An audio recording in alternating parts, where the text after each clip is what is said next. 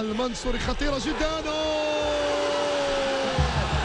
الهدف الثاني، مفاجأة كبيرة من العيار الثقيل، مفاجأة كبيرة من العيار الثقيل. فريق أولمبيك أسفي يسجل الهدف. بداية قوية جدا، بداية قوية جدا.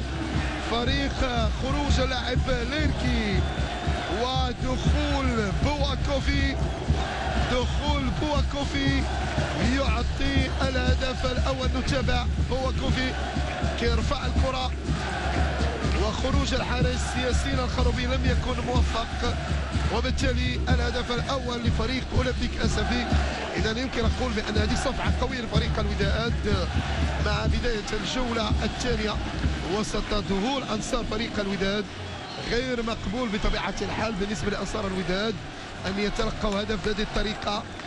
تغييرين قام بهم المدرب عبدادي سكيتوي مع بداية الجولة الثانية، دخول أيمن الحسوني ومحمد منجم. لكن كوفي سنعود لإعادة هذه المحاولة. هدف بعثر أوراق فريق الوداد مع ضربة البداية. هدف مع البداية.